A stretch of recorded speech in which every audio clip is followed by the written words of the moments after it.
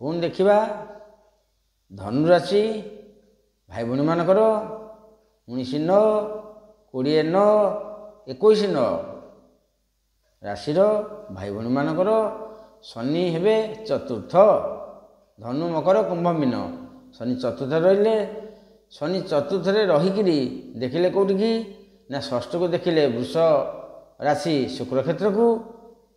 ସପ୍ତମ ଦୃଷ୍ଟି ରହିଲା ଦଶମ ସ୍ଥାନ ବୁଧ କ୍ଷେତ୍ରକୁ।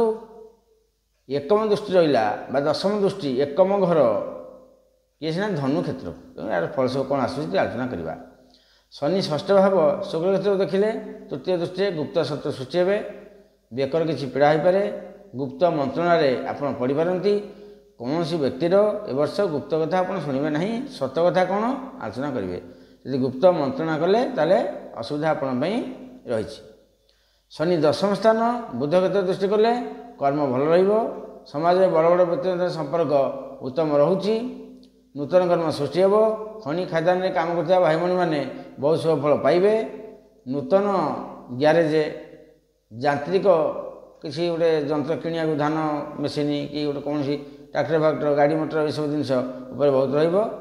ବ୍ୟାଙ୍କ ଯେଉଁମାନେ କାମ କରୁଥିବେ ତାଙ୍କ ପାଇଁ ଉତ୍ତମ ଅଛି।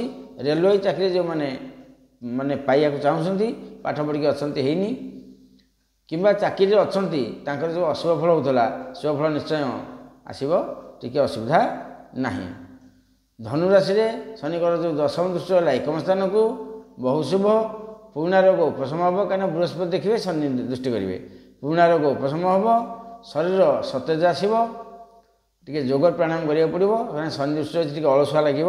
ଲଗ୍ନ ଶନିରେ ଟିକେ ଅଳସୁଆ ଲାଗେ। ଚନ୍ଦ୍ର ଶନି ରହିଲେ ଟିକେ ଅଳସୁଆ ଯୋଗ ସୃଷ୍ଟି ହେଉଛି। ତେଣୁକରି ଟିକେ ଯୋଗ ପ୍ରାଣାୟାମ କଲେ ଧନୁରାଶି ବାଲା ଭଲରେ କାଟିବେ।